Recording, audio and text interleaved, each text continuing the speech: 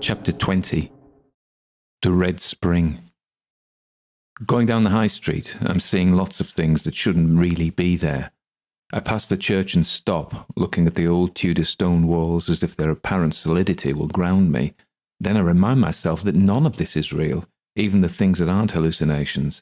This is just a game. I'm actually lying drugged up at home imagining I'm here. I turn and walk up the path anyway. The church door is open and I go in. There's no one else in there, but there is a definite atmosphere of peace. I kneel at the altar, eyes closed, hands together, praying to any God who will listen and help me save Miranda. I hear the wind and the sound of a sparrow outside. The noises are magnified as I kneel with my eyes shut. I'm there for a long time, fighting the swirling in my head, maybe an hour's prayer. When I finally stand, I get a message. You recover 5 sanity from prayer. Sanity, 18 out of 100.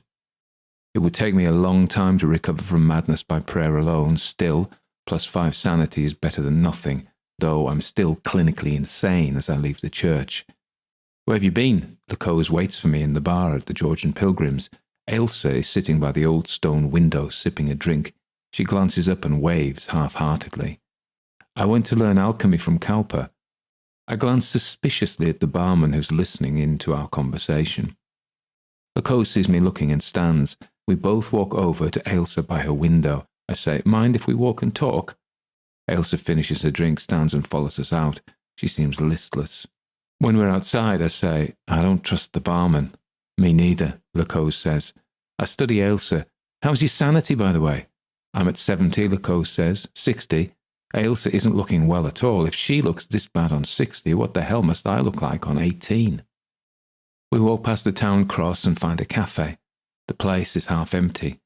Old ladies chatter and the travelling salesman reads through his list of leads 2 tables away.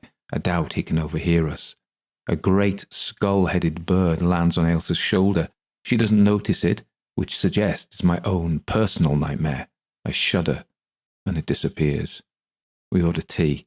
I say, either of you tried Soma? They both shake their heads. My mentor warned me against it, Ailsa says. Lacose is playing with his hat. Drugs aren't my thing. So, how do you get your sanity up? I meditate, Lacose says. In the park. I raise my eyebrows. Really? He nods. Why, don't I seem the type? Not as such. He gives a mock-offended look. I'm a man of surprises, Adam. Ailsa grins. But meditation's so slow, I say. So much quicker. I feel the addict in me talking. Lacose eyes me. If you're willing to pay the price, once you get Soma, you always want Soma. It's hard to tell the difference between the sanity sickness and craving for Soma, but my companions seem much less ill than me, so maybe I'm so ill because my body wants Soma. There's something I've wanted to ask Lacose. You know your guild? Yeah. You don't display it? No.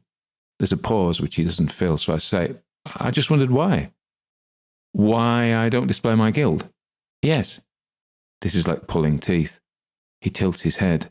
Because I don't want people to know which guild I'm in. Ailsa says, makes sense. She's not really listening. Tell me, I say. He shakes his head. Not yet. Not yet. There's a longer silence. Anyway, I say eventually, we're only half done with this quest. We have the white powder, now we need to get the red powder. Lacose nods. It's bound to be where the red spring rises. We saw it before. That's within the Chalicewell Garden, the home of the Gnostic Society. He does this when he's nervous, I realise now I know him better. He's right too, they will be weirdos. I say, I've got some money now. Did you see anywhere I can buy bullets in town? There's a hunting, shooting and fishing shop on the high street. They sell shotgun cartridges. Where did you get the money? Lacose says suspiciously. You've still got the white powder, right? I feel myself blush. Most of it. Ailsa looks alarmed, then pissed off with me. The powder isn't all yours. It belongs to us all. You're just keeping it safe. I bow my head. I know.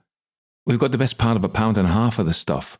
I take the remains of the money I got from Cowper. It's still nearly £12. I give them £4 each and keep the change myself. Lacose pockets his cash. Thank you, but next time ask before you sell something that's not wholly yours. I nod. Of course, sorry. Ailsa reaches out and strokes my arm. We trust you, Adam. Don't worry. You're just a bit impulsive. Impulsive? They talk like they know me. And that thought makes me both warm inside and wary. I don't like people knowing me. We go to the gun shop and Lacose buys himself a shotgun. He looks very pleased with it. I get 2 boxes of 9mm bullets and Ailsa gets nothing, but she's pleased that we're pleased with our weaponry. I'm still ill, but I think I can last it out without a shot of Soma if I don't get too many new shocks. We walk down to the Chalicewell Gardens and find the tall gate resolutely closed against us. There's a grill, and beside it a bell pull. I tug at the metal bell pull and let it go. A bell rings somewhere inside. No one comes, so I ring the bell again. This time, after about 2 minutes, someone comes to the grill, just a silhouette. Yes, the voice says with a hiss. It sounds reptilian. It's almost impossible to see a face, but I get an impression of sullen malevolence. I switch on clairsentience. Whoever it is behind the grill has a red glow. Is the garden open to the public, I ask. No. I'm about to say something more, but the voice retreats and is gone. Friendly bunch, Ailsa says. Laco's mouth sets hard. We're still going in. Ailsa gives him a stroke on the arm, then me. That's her way of calming us all. Course. I think we'll need guns, I say. Not a problem, Laco says. We've got them. We'll probably have to fight them, he smiles. All XP is good XP. We stand back and study the entrance to the Chalicewell Gardens. The fence is about 10 feet high. Laco says he has a rope. Too much daylight for climbing the fence with a rope, Christian, Ailsa says. I agree. She's right. We'll have to come back at dusk. We wander up the lane just past the spa on the other side. The attendant watches us without recognition. I guess the AIs come in all levels of intelligence. We ignore him and study the wall here. It's just as high here as it was at the front. Lacose is thinking the same as me. He strokes his chin. But it'll be less noticeable than climbing over the front gate. I agree, but after dark. Not now, even here round the corner. It's still too light, Ailsa says. It's only 3 minutes since she last had to say it. Lacose nods. Okay, I'll log off and meet you back here in a real-world hour. That should take us to evening in-game. Birds shift along the branches of the tree above us. Once again, I feel everything living is watching us and reporting back. Lacose dematerializes, and I'm standing with Ailsa. She says, "This is more than a game, isn't it?" I wonder how much they know, how much any other players know. Is it common knowledge Miskatonic has created the game as a sandbox for developing world-destroying artificial minds? Is that even true? I'm starting to lose my grip on what's true and what's a game, a dream within a dream within a dream. I rub my forehead and tell her what I know. At the end, she looks thoughtful. So, they're developing these artificial intelligence things by experimenting on players' minds. Apparently. I can't really believe if you die in the game, you die in reality. Who knows? I know. It seems realer than real to me. An hour later, it's dark. Ailsa has been absent while she stood next to me. I've been checking my skills and rearranging my inventory. I wait impatiently for Lacose, and he appears. Much happened while I was away. I shake my head. A few dog walkers went past. That's it, really. He studies the tree. I'll go up that, have a look over, then I'll tie the rope so you can get up the wall with it. I notice now he's taken the role of the action adventurer for himself. That's fine. I'm a priest. He walks over, takes his weight on a low branch and clambers up the tree. Ailsa returns to the game. Hey, she says. Hey, I point. A man's up the tree. She laughs. Figures. Patience isn't his thing. I say, I'm impulsive, he's impatient. I only hope you can keep us together with your quiet calm. She smiles sweetly. That's kind of you to say, Adam. I was being a bit sarcastic, but I pretend I meant it because she's nice, and now I regret my sarcasm. Lacose ties a knot round a big branch and throws it down. You go next, I say. I'll come last. Ailsa doesn't argue. Both she and Lacose drop over the wall. I hear them landing. But if I hear them, others must too.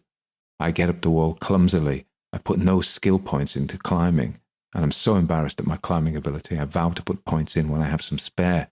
Finally, I straddle the wall top and untie the rope. What's a delay? Lacose says with a hiss. Untying the rope? No, leave it for the way back. I drop onto the damp earth, and I'm on grass. There are trees. It's an apple orchard. Through the trees, I see the bulk of an old house. There are lights on in the windows. That's their guild house, I guess, Lacose whispers. They're players like us, Elsa asks. He nods. Then they might be friendly. I remember the Brothers of Shadow. I wouldn't count on it, I say. We make our way through the gloom. Then Ailsa gives a low hiss and gestures for us to come closer. I can hardly see her among the trees. I hear the water. She's found a narrow brook. She bends down and dips her finger ends into the water, then brings them to her lips. It's a red stream. Taste of iron. Follow it upstream? Crouching, we creep along the banks of the red stream through the orchard. The water tinkles along merrily through the darkness. Suddenly, Lacose stops. He arms himself with his shotgun and points its muzzle left. There's someone there. More than one, Elsa says. She's using clairvoyance. Gnostics, I guess. Lacose drops onto one knee, ready for them. Players, though, I say. We don't want to kill them. If they try to kill me, I'm going to kill them, Lacose says. Sorry. But we'll condemn them if we kill them. I remember the bulges on the wall in the nameless city. They will become cold ones. Then warn them not to fight. One moves to the left. Lacose snaps around. I stop. Warn them. That's dumb. Warn them. There's something in my voice, some tone of authority I never knew I had. Okay, Lacose shouts out. His voice carries over the orchard. Move away and no one gets hurt, but if you come closer, I warn, I'll shoot. A voice hisses, inhuman. Throw down your weapons. You are trespassing. From the voice, I know they have communed with one or other of the old ones, and they're already being transformed into hybrid things. Still, I don't want Lacose to shoot them unless we have to. Then, Lacose is sent spinning back, the shotgun flying from his grip. Magic. Ailsa shouts, put on your clairsentience.